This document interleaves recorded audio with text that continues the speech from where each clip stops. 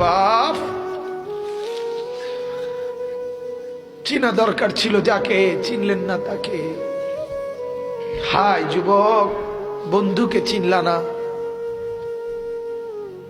দুশ্মনকেই বন্ধু বানাইলা, দুশ্মনকেই বন্ধু বানাইলা। আপন বন্ধু যিনি তাকে চিনলা না, দুশ্মনকেই গ্রহণ করলা। চেহারায়, সুরতে, চলনে বলনে, আচারে উচ্চারণে বেঈমান যেভাবে সাজায় দেয়, তুমি তাকেই গ্রহণ করলা।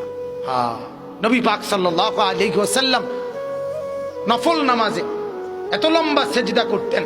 আম্মা জান আয়েশা রাদিয়াল্লাহু তাআলা আনহা বলেন, মাঝে মাঝে মনে হতো নবী ইন্তেকাল করলেন কিনা, মারা গেলেন কিনা। এজন্য আমি নবীর পায়ের পিছনে তালুর মধ্যে এভাবে আঙ্গুল দিয়ে চাইতাম, মানে রেক দিয়ে বসাইতাম আর কি, যে জীবিত কিনা। এত লম্বা সেজদা দিতেন। বাজান, হযরতে সাহাবায়ে কেরাম বলেন, নবীজি সেজদা দিতেন এত লম্বা আর কামতেন। নাসমাউ লাহু আজিরান কাআজিরিল মিরজাল।